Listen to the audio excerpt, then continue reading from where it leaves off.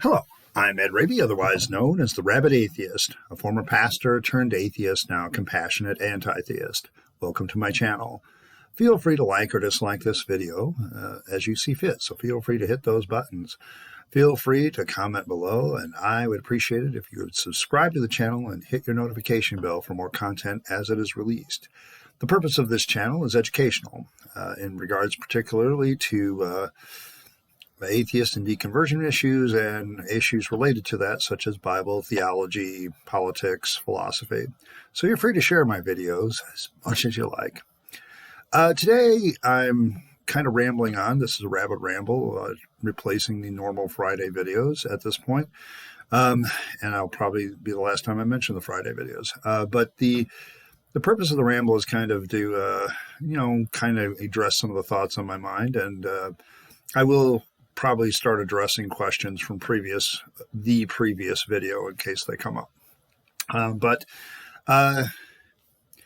today I want to kind of start on a comment that the content of a comment that I got from Vinny Rack.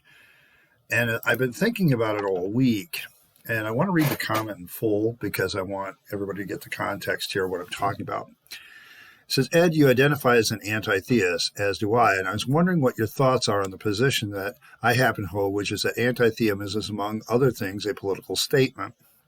For me, atheism is a conclusion reached in reason after careful study of the evidence, but anti-theism transcends that conclusion and operates as a sort of positive, psycho-emotional reaction to the personal realization that theism is a moral choice, selfish, vain, privileged, deleterious, self-serving, and unreasoning. For me, theism loses its societal unity and surrenders its credibility when it succumbs to the machinations of radicals and extremists who weaponize it for political goals. In this regard, anti-theism stands as a counterbalance to the theism's political agendas and eschatological fantasies, not dissimilar to anti-fascists who, ever mindful of history's painful lessons, function on the street-level bulwark against a sort of creeping fascism. A lot of it, incidentally, steeped in religious fervor, we see affecting the body politic here in America. There's little scholarly work about the so-called new theism, new atheism's political agenda. Experts struggle to categorize it, and they misrepresented it. What's truly understanding what is happening now and why, anti-theism is not just a label, it's a cultural shift, perhaps monumentally so. I want to deal with this comment in pieces. First of all, we've got to define our terms a little bit so you understand what I'm saying. I think he was pretty clear, but when I speak of being an atheist, I speak as somebody who is not convinced that there's a God. Okay, that there hasn't been sufficient evidence presented to me to even believe that there's a God. Now, I have dismissed almost every religion's explanation. I dismissed deism for a lot of the same reasons I dismissed the religious ones. Became an atheist. So what is the reason why I would call myself an anti-theist? Well, I think it's what we're hinting at here. For instance, the atheist basically pulls back the curtain and finds out that the Wizard of Oz isn't really a wizard. He's just a man who's operating machinery to pretend to be a wizard. And once you get the look behind that curtain, it's really hard to go back and realize that Oz is real. The Wizard of Oz is real. Okay? The difference between that realization and what happens next is as you look at the old man behind the curtain and you look at through the catalog of decisions that he has led other people to make, you realize that he's caused a massive amount of harm with this belief in this Wizard of Oz character. Now, we're going to replace the Wizard of God with God, and we're going to replace the dictates that this man has with the clergy. Here's the real thing. There's a shift between being an atheist and being an anti-theist. An anti-theist realizes how damaging religion is to society. They take a look, as I have, looking at secular countries versus very religious countries and realizing that the secular countries are far more peaceful, they get along better, they're much more compassionate, there's less murder, rape, a whole bunch of metrics that you can go by, and yet then you look at the religious ones. Well, why would they be higher? Well, if you have a pretty negative view of women compared to men, rape becomes a little bit more justified to some people. If you justify the fact that this group is evil, eventually, sooner or later, somebody's going to try to kill or get in that group's way or label that group in such a way or pass legal legislations to make it difficult for that out group, so on and so forth. Religion does this all the time. And so I became an anti-theist because I realized as much as religion had hurt me, it hurts other people. And I want to help people avoid the damage of religion. I don't engage in politics to do this very much, other than when my nation, for instance, if somebody tries to get prayer back in school, and we're not talking about the kind of prayer where somebody bows their head right before a test. There's never been a law against that, actually. That's a myth that Christians often do in their persecution narrative. But let's say we want to get the teacher getting up there and leading a prayer before class. That, I think, is against the Constitution, and that is something I would fight for, to make sure that, no, you can't do that. All right. But as an anti-theist, as a political movement, I've been really thinking about this, because anti-theism moves from passivity to action. Okay. I'm not just saying, if I was just going to be a passive atheist and say, well, God's stupid and I'm just going to go live my life, this channel wouldn't exist. There would be little point in me doing it. If, however, I believe that by my presentation, I can cause people to rethink their position about God, and in so doing become an atheist like myself, which is how I end my stuff, then I think that's where the difference lies. So I don't know that any papers have been written about this, and I agree the scholarship is pretty thin. What is anti-theism's agenda?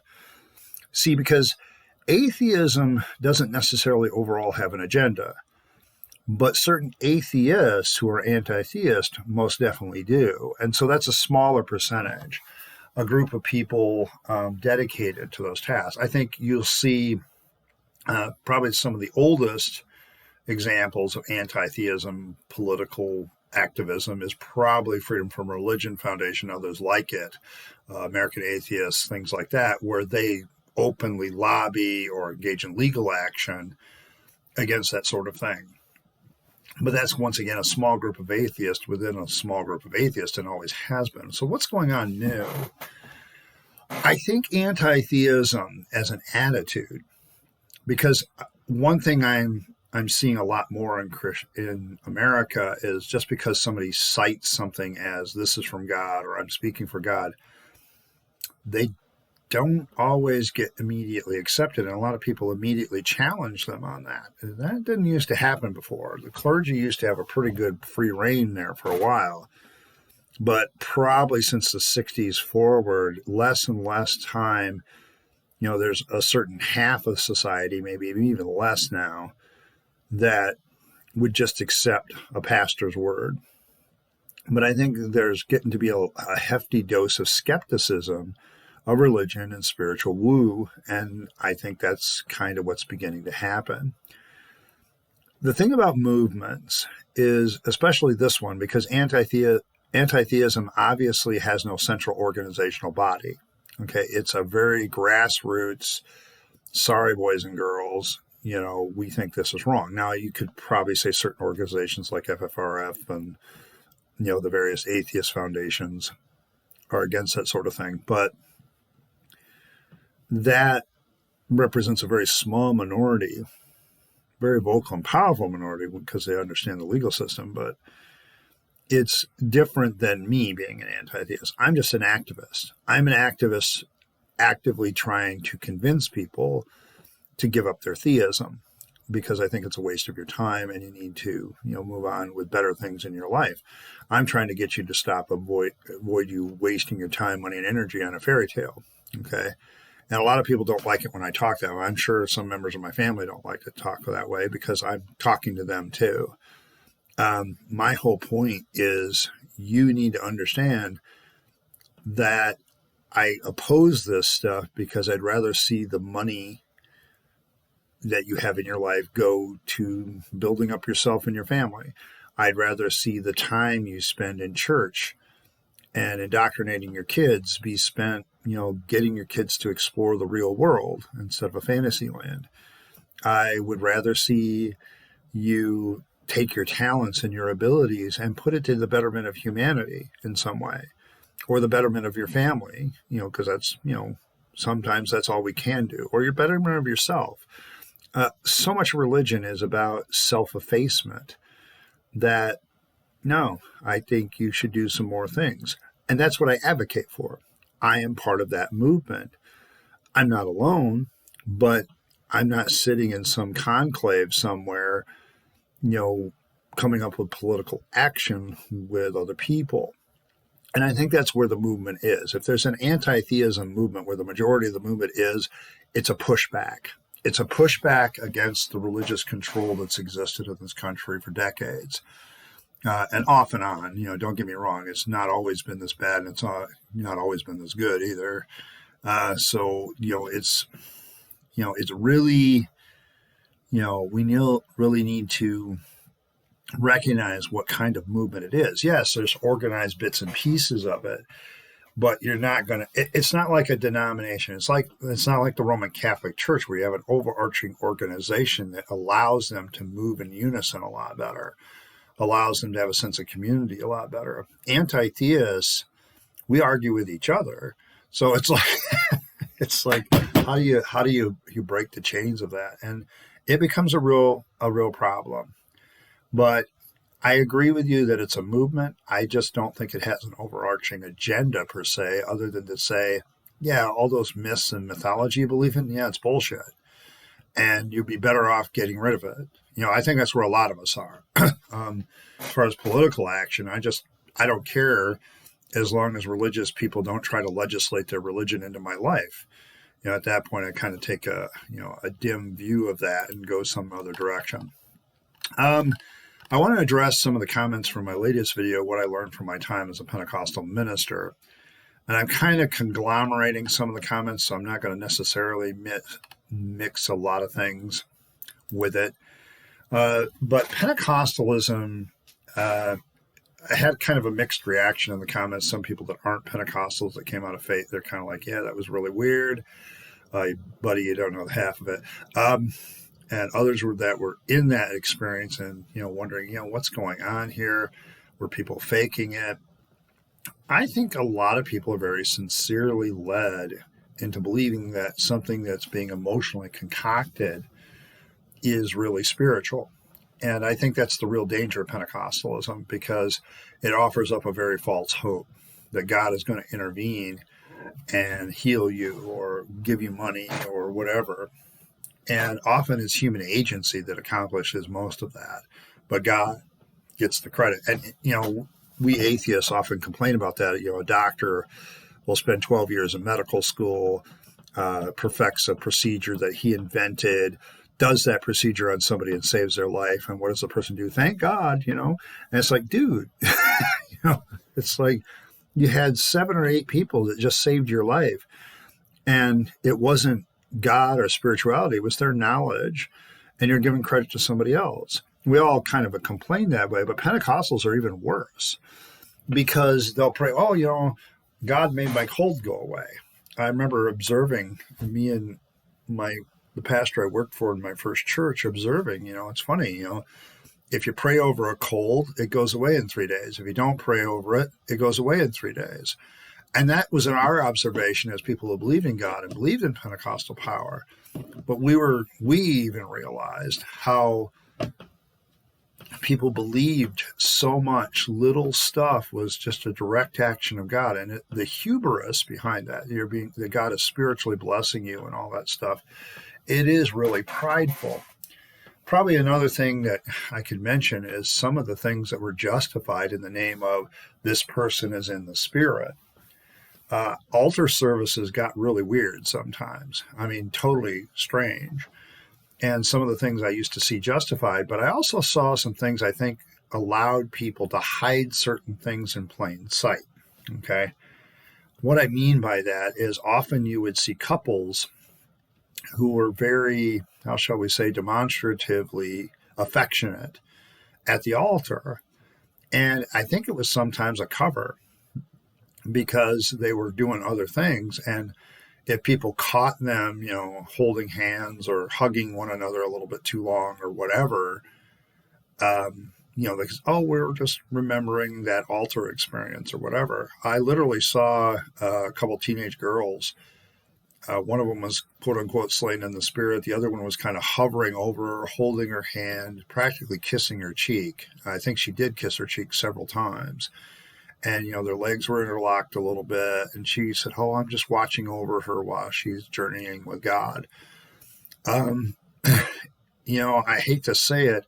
I would see that teenage couple later. They would still hold hands or they put their arms around each other. And, they'd talk about Jesus. Yeah, but I noticed where your hand is, sweetheart. It kind of becomes kind of one of those things where you can cover up a multitude of sins if you just label it as spiritual. And the Pentecostals are really good at that. Couple that with a pretty sexually repressive environment. Yeah, I wouldn't be surprised if that kind of stuff was going on.